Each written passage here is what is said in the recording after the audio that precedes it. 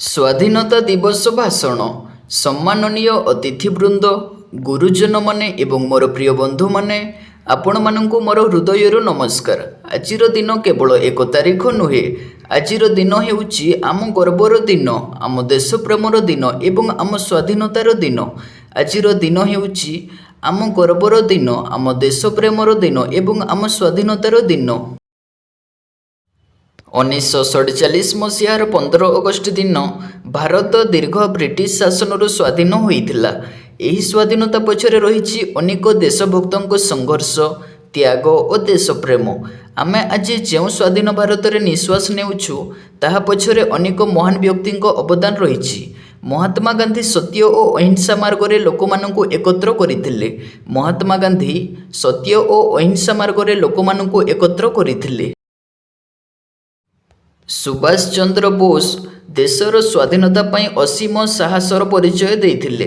ଭଗତ ସିଂହ, ଚନ୍ଦ୍ରଶେଖର ଆଜାଦ ଏବଂ ଅସଂଖ୍ୟ ଦେଶଭକ୍ତ ନିଜ ଜୀବନକୁ ଦେଶ ପାଇଁ ସମର୍ପିତ କରିଥିଲେ।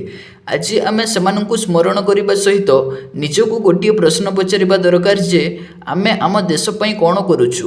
ଆମେ ଆମ ଦେଶ ପାଇଁ କ'ଣ କରୁଛୁ?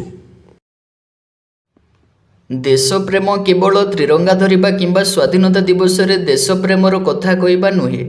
ଦେଶପ୍ରେମ ହେଉଛି ନିଜ କର୍ତ୍ତବ୍ୟକୁ ସଚ୍ଚୋଟ ଭାବରେ ପାଳନ କରିବା।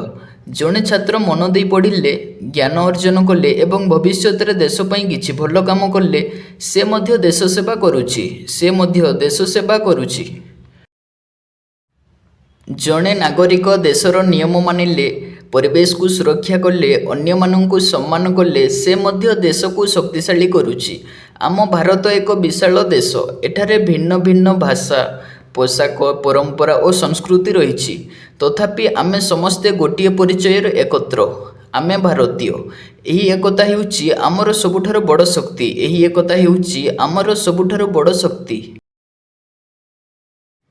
ତେଣୁ ଆଜିର ଏହି ପବିତ୍ର ଦିନରେ ଆସନ୍ତୁ ଆମେ ଏକ ସଂକଳ୍ପ ନେବା, ଆମେ ଦେଶକୁ ଭଲ ପାଇବା, ଆମେ ଦେଶର ଆଇନକୁ ସମ୍ମାନ କରିବା, ଆମେ ପରିବେଶକୁ ସୁରକ୍ଷା କରିବା, ଆମେ ଅନ୍ୟମାନଙ୍କୁ ସମ୍ମାନ କରିବା ଏବଂ ନିଜ ଦକ୍ଷତା ଓ ପରିଶ୍ରମ ଦ୍ୱାରା ଭାରତର ଉନ୍ନତିରେ ଅବଦାନ ଦେବା। ମନେ ରଖନ୍ତୁ, ଦେଶର ଭବିଷ୍ୟତ କେବଳ ଆଜିର ହାତରେ ନୁହେଁ, ଆଗାମୀ ପିଢ଼ି ହାତରେ ମଧ୍ୟ ରହିଛି।